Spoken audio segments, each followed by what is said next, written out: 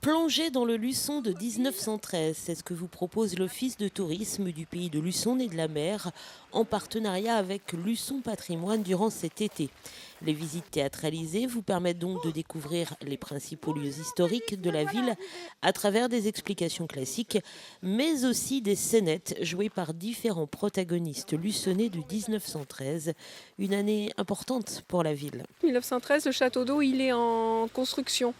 D'où l'idée de situer nos petites scénettes à l'année 1913, avec le fait qu'on a de la documentation, puisqu'on a des cartes postales de l'époque, qu'on a les compagnons du théâtre qui se prêtent volontiers au jeu, autre association luçonnaise, les coulisses du Milandi, qui œuvrent sur les costumes, qu'on a déjà commencé l'année dernière en faisant un duel devant la cathédrale, et qu'on prend beaucoup de plaisir à préparer tout ça.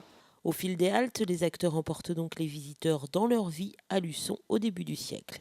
Il s'agissait de créer des rôles, donc on a pris un jardinier pour le jardin du Maine, une ancienne pensionnaire pour Sainte-Ursule. Ils connaissent tous bien leur ville de 1913, donc quand on est à la place Sauchet des Touches, ils nous racontent le marché aux légumes, la place du commerce, la place Bellecroix, c'est-à-dire notre place Leclerc. Et puis on a un élu, parce que ce château d'eau, cette caserne, c'est quand même pas rien pour la vie de Luçon. Donc on a un élu qui nous explique pourquoi on a entrepris tous ces grands travaux à Luçon et en quoi ce château d'eau et cette usine électrique font rentrer Luçon dans la modernité. Et à quoi ressemblait donc Luçon en 1913 ?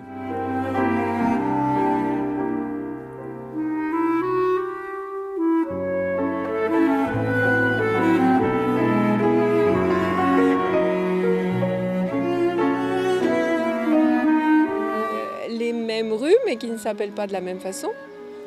Notre château d'eau terminé. La caserne, ça n'est déjà plus la même, elle a déjà eu le temps d'être rasée et reconstruite. La chapelle Sainte-Ursule, elle a un joli plafond qui a été rénové. Nos pensionnaires ne devaient pas pouvoir l'admirer de cette façon-là parce que c'était ça avait été noirci par la lumière des bougies.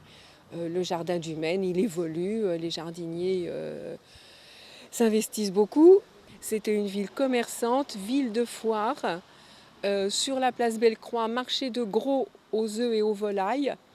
Des embouteillages de charrettes à cheval et à âne. Des problèmes de stationnement déjà, avec, on paye pour faire stationner son cheval d'ételé 30 centimes, ce sont des francs, et 15 centimes pour un âne, avec des auberges pleines les jours de foire. Prochaine visite théâtralisée ce jeudi 8 août, rendez-vous à 15 h devant l'Office de tourisme.